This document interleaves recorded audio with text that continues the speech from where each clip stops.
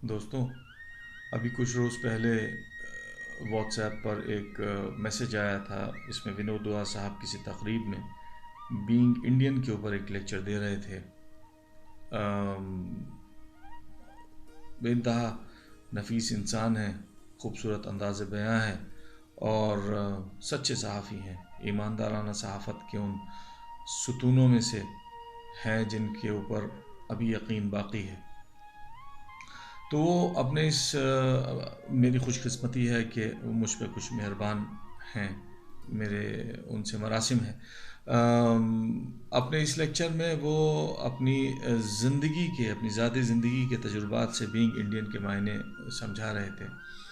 तो उनके इस वीडियो को देखने के बाद मेरे जहन में यह ख्याल आया कि ऐसा क्या हो गया अचानक कि हमें अम, अपने हिंदुस्तानी होने के मायने समझाने पड़ रहे हैं, मायने ढूंढने पड़ रहे हैं।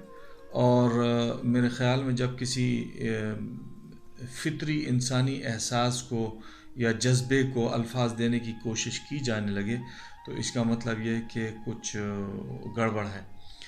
क्योंकि मेरे ख़्याल में न तो वतन से मोहब्बत को तोला जा सकता है, ना अल्फाज में बयान किया जा सकता है।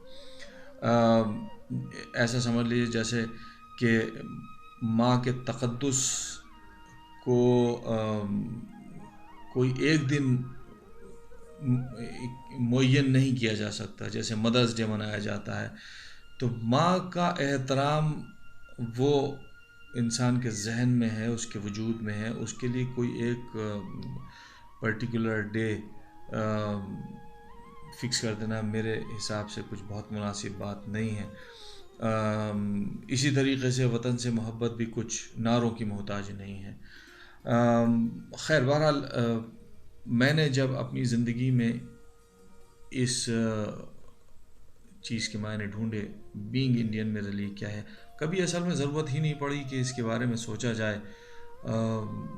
लेकिन जब सोचा तो अपनी ही ज़िंदगी के तजुर्बात से मुझे भी इन सवालात के जवाब मिल गए।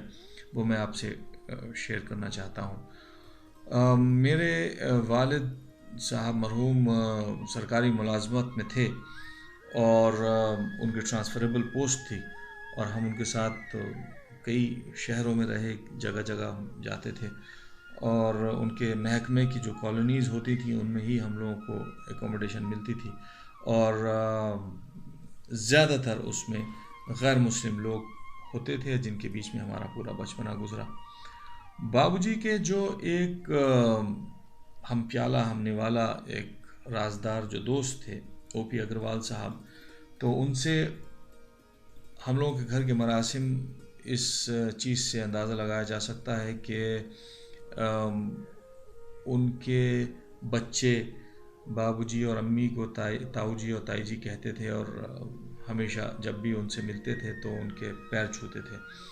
और ये तकरीब ये रिचुअल मुझे इतना अच्छा लगता है कि किसी बड़े को ये एहसास दिलाना, उसके पैरों की धूल उठाकर सर से लगाना और ये एहसास दिलाना कि भाई हमारी जो हैसियत है वो आपके पैरों की धूल के बराबर है।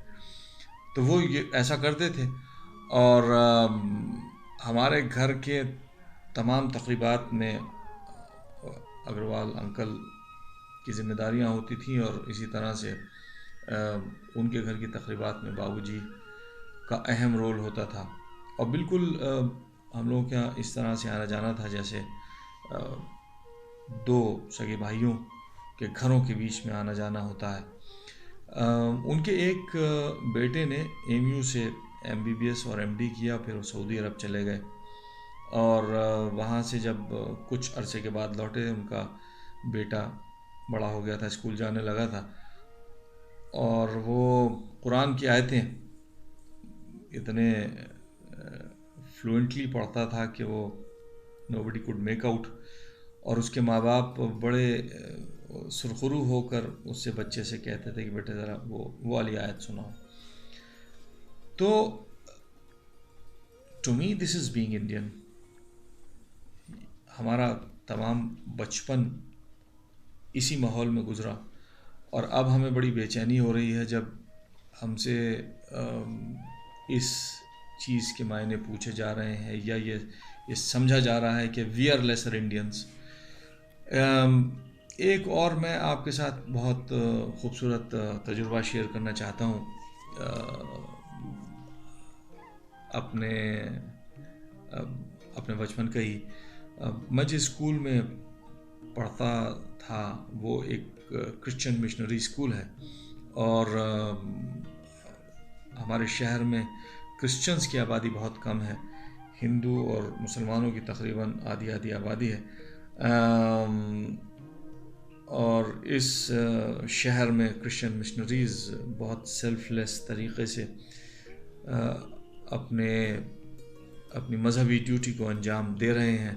हालांकि उनके ऊपर अक्सर ये इल्ज़ाम लगता है कि वो अपने मज़हब को फ़रोग़ दे रहे हैं। तो मैं 10 साल उस स्कूल में पढ़ा हूँ। कभी इन 10 सालों में कभी मुझे नहीं याद पड़ता कि किसी ने मेरे ऊपर जो है वो या किसी भी और बच्चे के ऊपर ये अपना मज़हब फोर्स किया हो या हमें इन्फ्लुएंस करने की कोशिश की हो। हद और इंतहा ये है कि जो हमारे मुसलमान बच्चे होते थे तो जुमे की नमाज उनको ताकि मिल जाए, इसलिए स्कूल की छुट्टी जुमे को 11 बजे कर दी जाती थी। तो ये एक इट्स अ ब्यूटीफुल जेस्चर जो वो लोग ओब्लाइज नहीं थे करने के, लेकिन उन्होंने ऐसा किया और अब तक ऐसा होता है। तो एक Christian missionary school closing the school eight 11 ताकि मुसलमान बच्चे मस्जिदों में नमाज पढ़ें, मेरे ख्याल से दिस इज़ बीइंग इंडियन। इसके अलावा यूनिवर्सिटी में जब मैं पढ़ा, अलीगढ़ मुस्लिम यूनिवर्सिटी में, तो अक्सर जब क्रिकेट के मैचेस होते थे तो हम लोग अपनी क्लासेस बंक करके किसी भी हॉस्टल के कॉमन रूम में जाके मैच देखते थे। वहाँ पर बिजली की परेशानी नहीं होती थी और ये था कि करीब से करीब जो भी हॉस्टल होता था उसके कॉमन रूम में जाके हम लोग क्रिकेट मैच देखते थे। तो मैंने ख़ुद देखा है कि हिंदुस्तान के जब मैचेस होते थे और कभी अगर मैच फंस रहा होता था तो बहुत से लड़के दुआएं पढ़ पढ़ के टेलीविज़न पे फूंकते थे जीतने के लिए कि हिंदुस्तान जीत जाए। और बाज़ लोगों को मैंने तस्बीहात यानी तस्बीह पढ़ते हुए भी देखा, दुआ करते हुए देखा मुल्क की जीत के लिए। हमारे मोहल्ले की मस्जिद के इमाम साहब बड़े क्रिकेट के शौकीन थे और वो बेइंतहा क्रिकेट खेलते थे।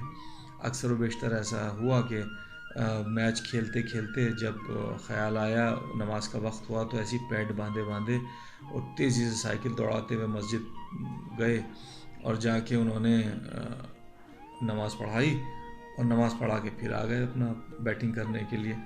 तो एक मर्तबा ऐसा हुआ कि वो नमाज़ पढ़ाने के लिए मस्जिद में घुस ही रहे थे, पैड वैड खोल रहे थे, तो मुझ पे उनकी निगाह पड़ी। शायद वर्ल्ड कप चल रहा था उस दौरान, मैच या तो चल रहा था या होने वाला था, मुझे ये ठीक से याद नहीं है। तो मुझे उन्होंने करीब में बुलाया और मेरे कान में फुसफुसाया कि मियाँ ज़रा दुआ कर देना, टफ मैच है और फंस रहा है। तो एक मस्जिद का इमाम न सिर्फ ख़ुद दुआ कर रहा है बल्कि अपने जानने पहचानने वाले लोगों से भी मुल्क की जीत की दुआ करा रहा है। मेरे हिसाब से दिस इज़ बीइंग इंडियन। फिर मैं अपनी तालीम ख़त्म करने के बाद मैं चला गया पानीपत में नौकरी करने के लिए। तो पानीपत में मेरे जो प्रोजेक्ट मैनेजर थे कपूर साहब, वो एक रिटायर्ड माइनिंग इंजीनियर थे और मैं ताज़ा घर से निकला था। इस चीज़ को वो समझते थे और समझते थे कि ये जाहिर है कि इसको होम सिकनेस होगी। और मैं वहाँ कंपनी के गेस्ट हाउस में अकेला रहता था, लिहाजा कपूर साहब अक्सर शाम में अपनी गाड़ी उठा के आ जाते थे और मुझे अपने साथ ले जाते थे अपने घर अपनी बेगम से खाना बनवाते थे और फिर मुझे खिलाते थे, और इस मोहब्बत से खिलाते थे कि ऐसा लगता था कि जैसे वो ख़ुद लुक़मा उठा के मेरे मुंह में देना चाहते हों। और वो एक बहुत डिवाउट हिंदू थे। इस बात से अंदाज़ा लगाइए कि उनके हाथ पे ओम टैटूड था, और यानी उनके हर त्यौहार के ऊपर वो स्पेशली मुझको बुलाते थे और मैं शरीक होता था उनकी तक़रीबात में। मुझे पता नहीं क्यों ऐसा वो करते थे। शायद मैंने कोशिश करी समझने की तो ये अंदाज़ा हुआ कि उनका एक बेटा फ़ौज में था और वो शायद उस बच्चे का अक्स मुझ में देखते हों, इसलिए मुझ पे अपनी मोहब्बत निछावर करते हों। एक जो सबसे अच्छी और एक बहुत खूबसूरत चीज़ मैं आप लोगों के साथ शेयर करना चाहता हूँ, जिससे मेरे ख़्याल से बीइंग इंडियन सबसे बेहतरीन तरीक़े से डिफ़ाइन किया जा सकता है, वो है मेरी माँ का किस्सा है। माँ को रामायण सीरियल बहुत पसंद था और वो संडे को सब घर के कामों से फ़ारिग होकर टेलीविज़न के सामने बैठ जाती थी, और उन्हें इस दौरान जब तक वो सीरियल चल रहा होता था किसी की डिस्टर्बेंस बिल्कुल बर्दाश्त नहीं थी। तो वो चल रहा था सीरियल, मैं कमरे में घुसा तो देखा कि अम्मा आंसुओं के साथ रो रही हैं बाकायदगी से। और वो एपिसोड चल रहा था जिसमें भरत जी रामचंद्र जी को लेने के लिए जंगल में आते हैं, and she was so carried away. अच्छा, माँ के बारे में बताऊं कि ये आजकल के डेफिनेशन के हिसाब से वो फंडामेंटलिस्ट थी। वो बहुत पक्के अक़ीदे की ख़ातून थी और अक्सर रात को मैंने उनको नमाज़ों में मुसल्ले पर बैठे हुए देखा है तीसरे पहर, और उनकी कोई नमाज मैंने क़ज़ा होते हुए नहीं देखी है। तो एक मुसलमान औरत जो जानती है कि जो वो देख रही है वो उसके अक़ीदे से कॉन्ट्रडिक्ट करता है, उसके बावजूद वो उसमें इतनी इनग्रॉस्ड है कि उसके आंसू निकल रहे हैं, और I mean she doesn't regret it at all. तो ये मेरे हिसाब से is a perfect example of being Indian. तो अब यानी व्हाटएवर इट इज़, मैं बहुत सारे लोगों की तरह से पिछले बहुत सालों से मुलाजमत के सिलसिले में मुल्क से बाहर रहता हूँ, लेकिन जैसे और बहुत सारे हिंदुस्तानी हैं, नाराइज़ हैं, उनके दिल हिंदुस्तान में ही धड़कते हैं, मेरा दिल भी हिंदुस्तान में ही धड़कता है। और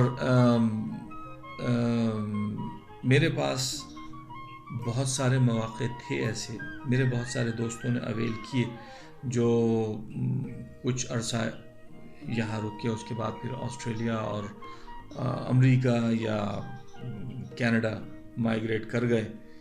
लेकिन शुरू से मुझे ये मालूम था कि जितना भी वक्त मैं बाहर गुजारूं मुझे लौटकर अपने घर ही जाना है और वहीं कहीं अपने माँ बाप के कदमों में दफन होना है। मैं बहादुर शाह ज़फ़र की कहानी नहीं दोहराना चाहता, 2 गज़ ज़मीं भी ना मिली कोई यार में। तो आई think I am a perfect example of being Indian. मुझे अपने मुल्क से मोहब्बत है और मैं अपने मुल्क वापस जाना चाहता हूँ जब भी वो वक्त आएगा, और मुझे किसी को जताने की ज़रूरत नहीं है कि या अल्फाज में बयान करने की ज़रूरत नहीं है कि मैं हिंदुस्तानी हूँ। जब वक्त आएगा तो हम अमल करके दिखाएंगे कि हम हिंदुस्तानी हैं।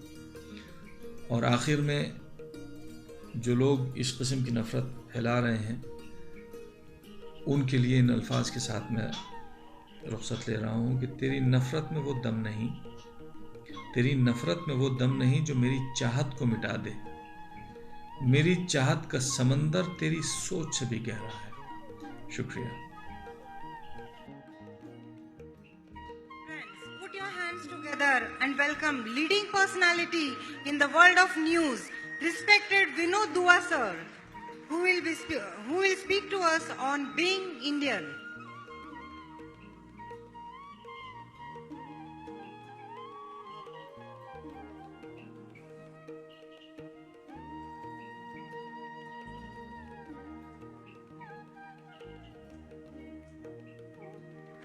नमस्कार।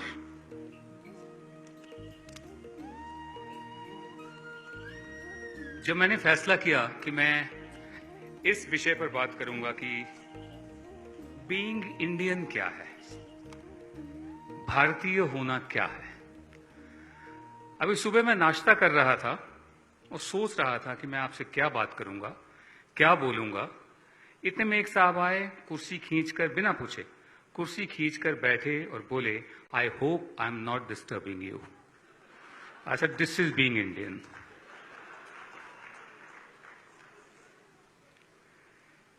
बहरहाल, जब सोचा कि बीइंग इंडियन क्या है, तो मुझे अल्लामा इकबाल की वो पोएम जो हम बचपन से गाते आ रहे हैं, सारे जहां से अच्छा हिंदुस्तान हमारा, हम बुलबुलें हैं इसकी, ये गुलसिता हमारा, उसमें एक जगह अल्लामा कहते हैं, जो हम गाते नहीं हैं, कि कुछ बात है कि हस्ती मिटती नहीं हमारी, कुछ बात है कि हस्ती मिटती नहीं हमारी, सदियों रहा है दुश्मन दौरे जमा हमारा। तो हजारों साल से ये जो पूरा इलाका है, जिसे उर्दू में बर्रे सगीर कहते हैं, हिंदी में भारतीय उपमहाद्वीप कहते हैं, अंग्रेजी में इंडियन सब कॉन्टिनेंट कहते हैं, बलूचिस्तान से लेकर बर्मा तक का इलाका हजारों साल से भारतीय इलाका रहा है, इंडियन इलाका रहा है। सरहदें बदली, नए मुल्क आए, तरह तरह के हुक्मरान भी आए, लेकिन कुछ बात है कि हस्ती मिटती नहीं हमारी, सदियों रहा है दुश्मन दौरे जमा हमारा। भारतीय होना एक चेतना है। Ethnicity is a matter of consciousness. भारतीयता की पहचान ये नहीं है कि मैं हिंदू हूं, या मैं मुसलमान हूं, या मैं सिख हूं, या मैं ईसाई हूं, या मैं जाट हूं, या मैं गुज्जर हूं, या मैं बिहारी हूं, या मैं तमिल हूं, या मैं मराठी हूं। भारतीयता एक छाते की तरह है, इंडियननेस। उसमें हम अपनी तरह तरह की पहचान लेकर रहते हैं। Being Indian is not a matter of having one identity, it's a state of mind where you have multiple identities. मैं पहली पीढ़ी हूं जो दिल्ली में पैदा हुई। मेरे पिताजी, मेरे दादाजी, मेरे नाना जी, मेरे तमाम पुरखे जितने भी हैं, सब डेरा इस्माइल खां से हैं, जिसे अब खैबर पख्तूनख्वा बोलते हैं, नॉर्थ वेस्ट फ्रंटियर प्रोविंस पहले बोलते थे।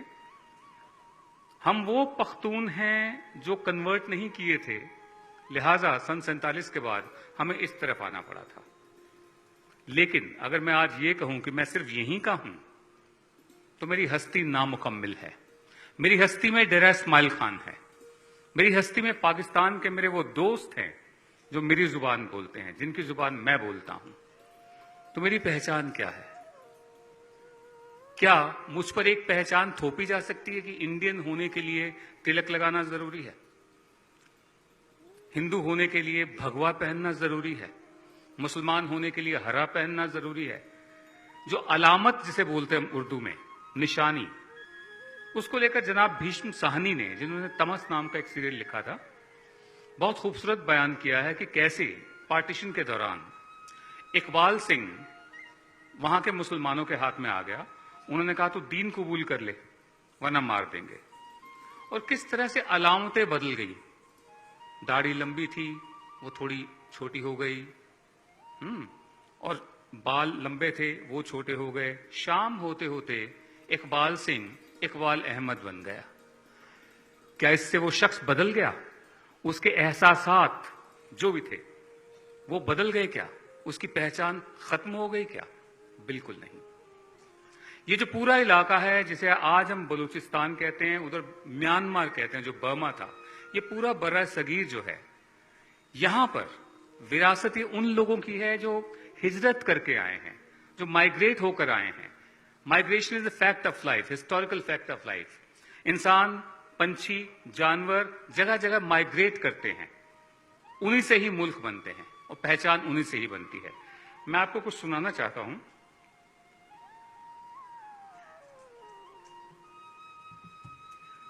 पाकिस्तान में जनाब अजीज मेमन सामने बैठे हैं, कराची से हैं। बड़ी खुशी हुई मुझे आपसे मिलकर मेमन साहब। कराची के एक शायर ने लिखा था, ए वादिये हिमालय सदा सलाम तुझ पर। ये कराची के शायर थे पाकिस्तान में। ए वादिये हिमालय सदा सलाम तुझ पर, गंगा सलाम तुझ पर, जमुना सलाम तुझ पर, जज्बात खास ले जा, एहसास आम ले जा, ओ हिंद जाने वाले मेरा सलाम ले जा। अब वो यहां से वहां गए थे, हिजरत करके माइग्रेट हुए थे, लेकिन आत्मा यहां पर है, दिल यहां पर है, पहचान यहां पर है।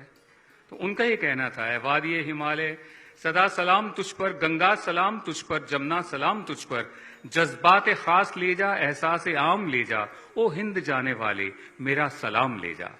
ए हिंद की बहारों तुमको सलाम पहुंचे, बिछड़े हुए नजारों तुमको सलाम पहुंचे, भारत के चांद तारों तुमको सलाम पहुंचे, ये नामचे मोहब्बत यारों के नाम ले जा, ए हिंद जाने वाले मेरा सलाम ले जा। ये वहां से लिखा गया था। यहां से जनाब अली सरदार जाफरी लिखते हैं, कौन दुश्मन है। जाफरी साहब कहते हैं, गुलाम तुम भी थे यारो, गुलाम हम भी थे। गुलाम तुम भी थे यारो, गुलाम हम भी थे, नहा के खून में आई थी फसले आजादी। नहा के खून में आई थी फसले आजादी, मजा तो तब था कि मिलकर इलाजे जां करते, खुद अपने हाथ से तामीर गुलिस्तां करते। हमारे दर्द में तुम और तुम्हारे दर्द में हम, शरीक होते तो जश्न आशियां करते।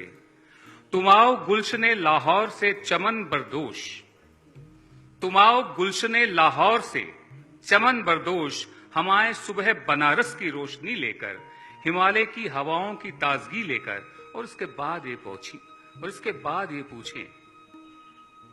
मैं दोबारा पढ़ता हूं, तुम आओ गुलशने लाहौर से चमन बरदोश, हम आए सुबह बनारस की रोशनी लेकर, हिमालयों की हवाओं की ताजगी लेकर, और इसके बाद ये पूछें कि कौन दुश्मन है।